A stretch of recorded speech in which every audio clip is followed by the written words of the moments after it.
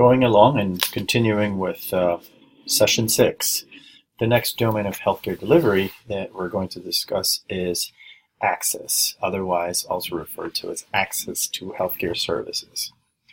Now, there is a general consensus among healthcare policy analysts that there is an inequality in terms of having access to healthcare in the United States.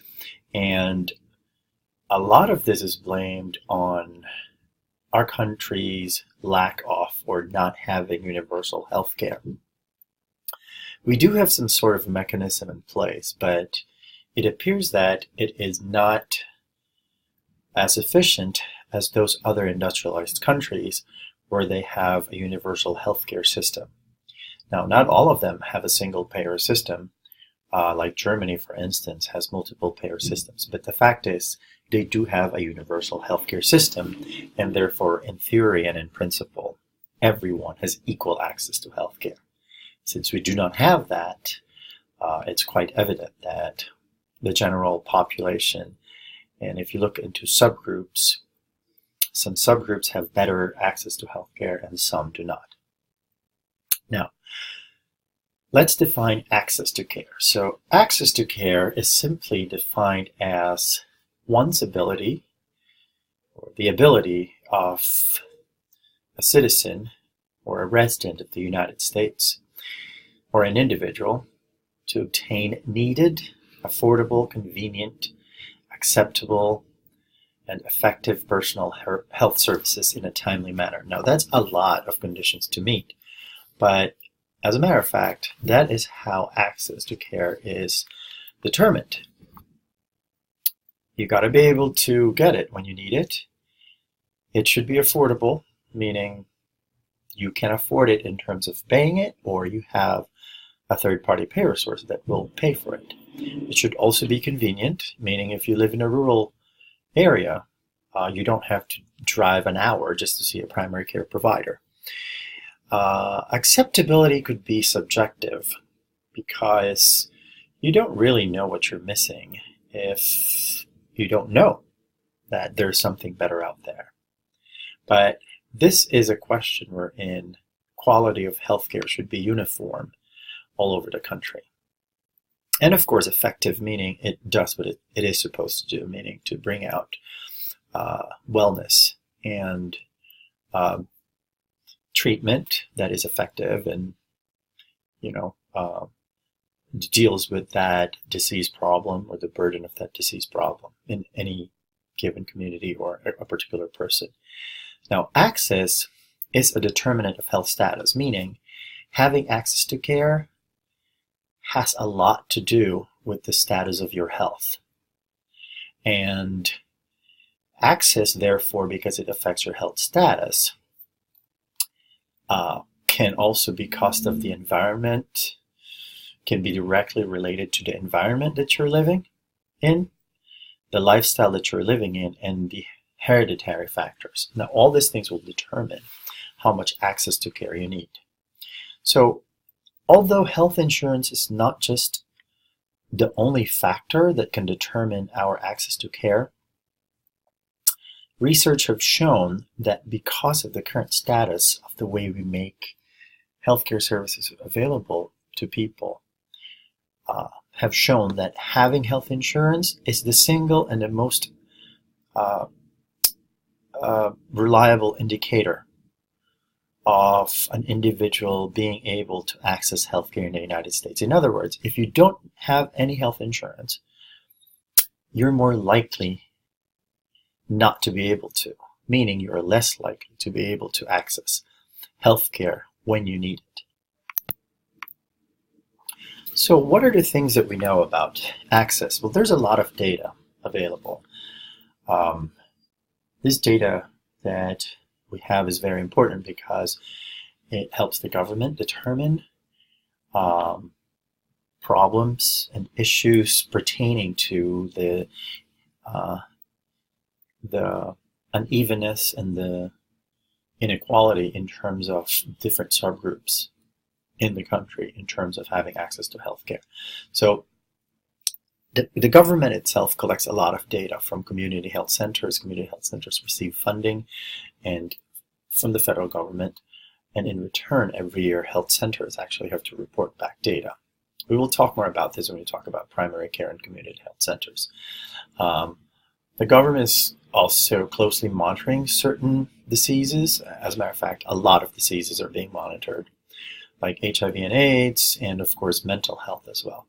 And then from the state level, the states also collect their own data, epidemiological data. Nonprofit organizations such as, for instance, the American Heart Association, the American Cancer Society, they collect all this information and they all feed up into the main data bank and main knowledge we have about accessibility of healthcare services. Now, managed care or insurance companies themselves do collect data on access. So going back to the inequalities in terms of accessibility of healthcare in the United States, time and time again, research has shown that those who are poor, those of low socioeconomic status, and those who belong to minority group members seem to demonstrate lower overall healthcare usage, and probably because of the disparities and the inequalities in terms of accessibility to healthcare. Persons who are not white, under 65, are 5 to 20% less likely to have any type of insurance. And racial and ethnic minorities are less likely than those their white counterparts to have a specific ongoing source of care, meaning the minorities are likely not to have a continuous source of primary care and secondary care and tertiary care, meaning they probably get it as they need it and there is no continuum of care.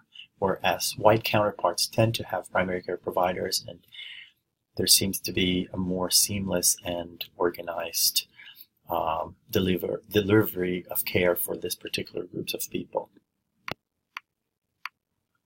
There are several reasons for this inequality in access. And the main thing we're going to talk about are barriers. So barriers are those things that prevent people from accessing healthcare when they need it. Now, there are two levels of barriers, and they exist at the individual and at the systemic level. Now, on the individual level, this would be the demographics issue, minority origins, low socioeconomic status, low income, less education, having certain types of disabilities, having chronic illnesses, and being uninsured.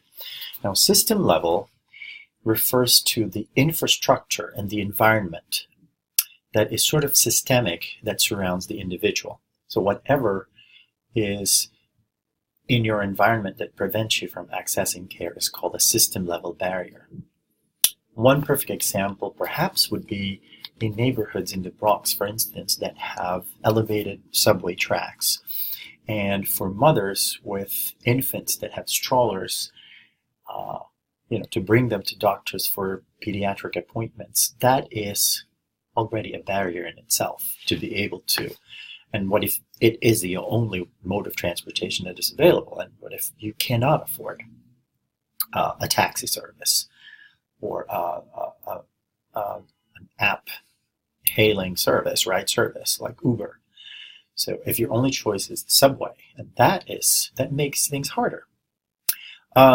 Also, having that type of work where you cannot just easily take off just to take your kids to school, to the doctor, that is also a barrier.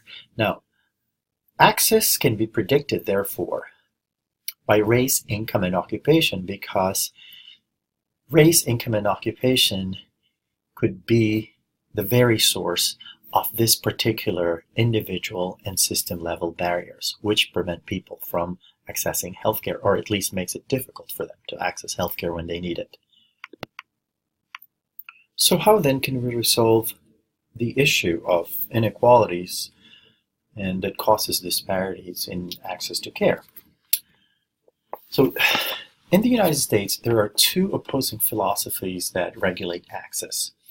And again, this is one of those topics I told you about that are not necessarily in this chapter. But if you refer to pages 33 to 36 of your textbook, you can read up on this topic.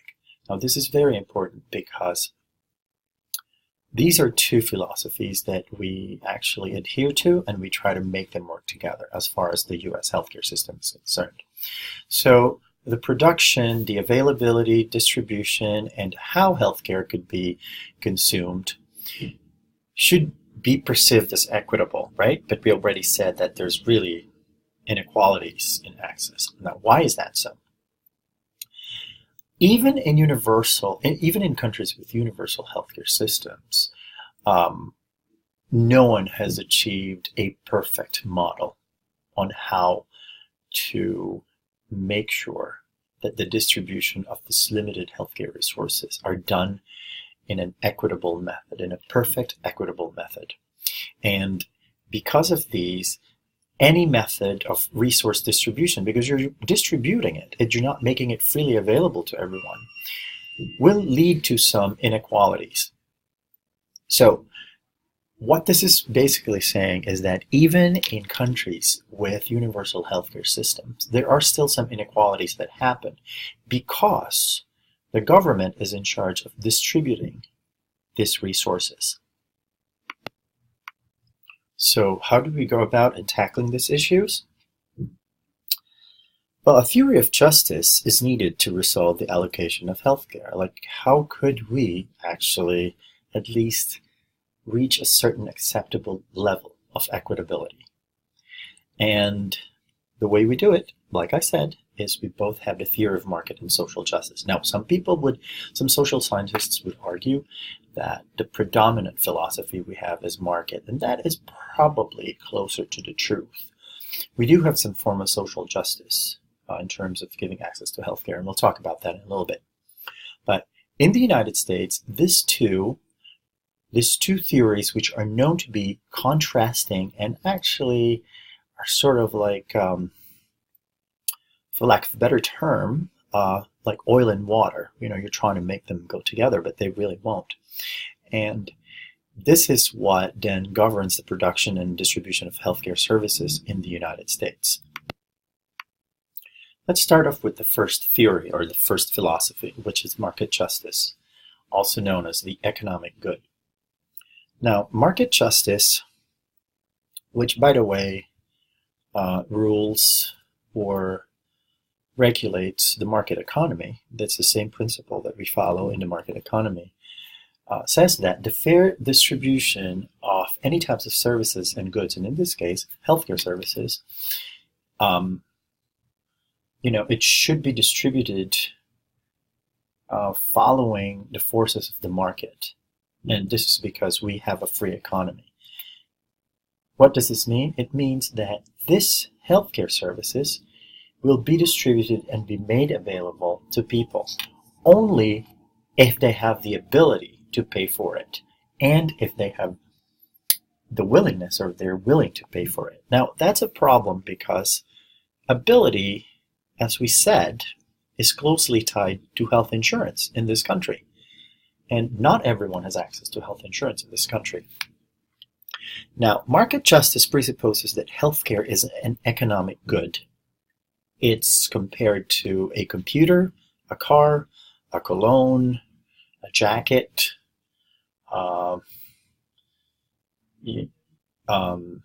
any other economic good that you could think of. That's basically what we're saying, that what healthcare is, and because it is an economic good, it should be governed by free market forces. So if we're trying to sell cars, for instance, we have to make an argument that people actually need it, and therefore increase the demand. Market justice also believes that each of us are responsible for our own achievements, and our own achievements in this society means that we have done well, we probably have a good career, good job that provides health insurance. So having health insurance is a direct result of working hard and doing well in school and making sure you make the right choices. Now, speaking of making the right choices, just like selling any economic goods, we also assume that people would make rational choices in buying healthcare products and services. It's like when you buy a car, you do your own research. When you buy a computer, you do your own research. How much random access memory? How many gigs do I need? It's because it's a product that you're going to pay for, because it's governed by the market forces when you're trying to buy it, right? Now, in healthcare, it appears that we will be assuming people to do the same thing. Like, if I have a chest pain, I should research it and say, oh, I actually need a pacemaker. Oh no, I actually need an angioplasty. No, as a matter of fact, I probably need a heart bypass. Now in healthcare, that doesn't work because not everyone is a doctor. Not even doctors are encouraged to self-diagnose themselves. In a market economy, when you're buying goods, well, that is fine because you can research about computers, you can research about cars, you can research about any other product that you're going to buy.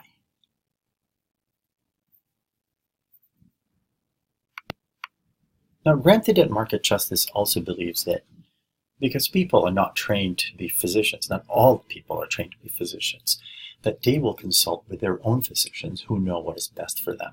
But we know that having access to a physician also means that you have access to healthcare insurance.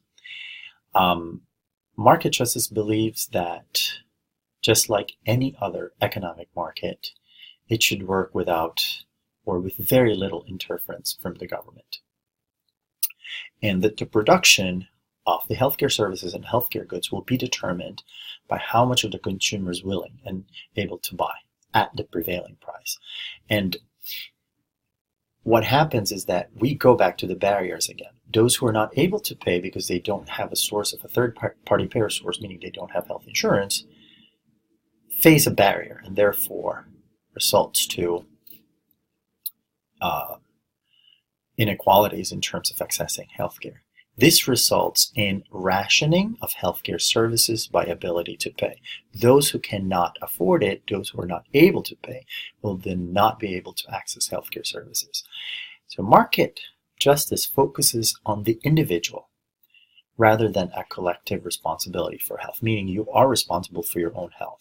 That's basically what market justice does. So we tend not to be jealous of people having nice cars because we probably think, well, they worked hard for it, they can afford it. And it's their individual achievement, and that's fine. So we're trying to get that sort of concept work with being able to access healthcare as well.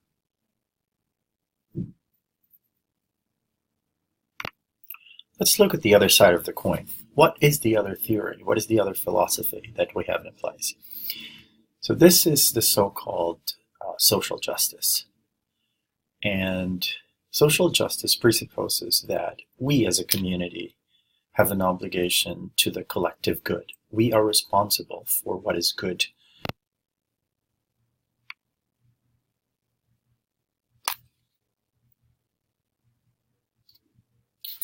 So social justice is totally at odds with capitalism and market justice because it believes that healthcare should be equitably distributed and that healthcare is the responsibility of the community, of the society as a whole, and that it's the government, which is the central agency that should make these decisions. So instead of being an economic good, healthcare is a social good, and that it should be collectively financed, that is through taxes. And therefore, those who earn more and those who earn less will have a fair share of their income contributed to the funding for healthcare services, and that it should be available to every citizen. And that healthcare should be based on need rather than cost, meaning if you need it, you should be able to use it, and that we have a shared responsibility for health because we cannot blame the individual for everything that happens to him. There are several factors, for instance, that presupposes a person to be sick with certain conditions, and that those factors may be beyond a person's control. Like if you have sickle cell disease, maybe that's hereditary, for instance.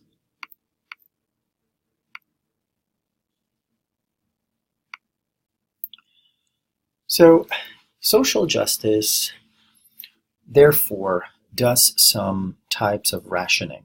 And planned rationing, supply side rationing, or non-price rationing is where the government limits the supply of healthcare. This is where some type of inequitability happens, because the government basically decides where healthcare services will be made available to people.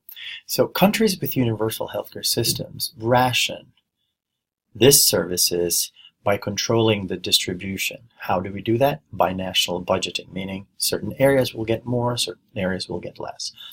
And then government decides the prices and how much to pay providers, including drugs. And there will be some restrictions on the services that are given. And some of them will be a combination of these methods.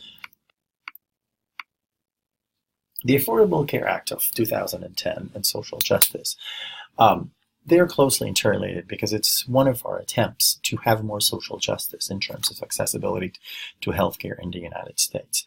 Now, we all thought that all the provisions have taken into effect, and we all thought it was going to continue smoothly. But of course, that is not happening, because one of the main components of this law, which was affirmed in 2012 by the Supreme Court, was later repealed by the Tax Cuts Jobs Act of 2017, which was pushed and sponsored by the current administration, the Trump administration.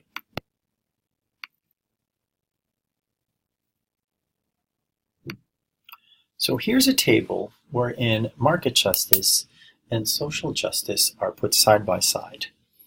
And this column gives us the scenarios where they both work together and they complement each other. This column shows us where they do not work together. And just look at how and what the reality is. So they would complement, because market justice is the one that drives the health insurance coverage for those Americans that have access to care through their jobs. And social justice works because it's the one that provides health care to those people who are entitled to them. A means-tested entitlement such as Medicaid, Medicare, etc. The problem is there are people that fall in the middle of these fine line here.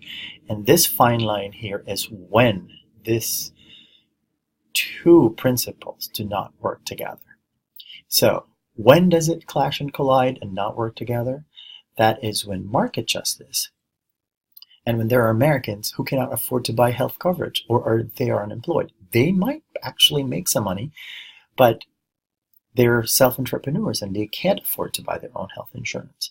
And then social justice also fails because there are Americans who might be actually employed, but in terms of their income, they're too rich to qualify for Medicaid. And these people that fall through the cracks, in between this cracks where these two philosophies don't work together, is the target population of the Affordable Care Act. So the target population of the Affordable Care Act are for those people who cannot get their insurance from their employer because they're unemployed or they're self-employed. They're too rich. They can't get Medicaid. What they can do is go to the marketplaces and buy their own health insurance. And based on their income, the government is actually going to help them pay for their premiums.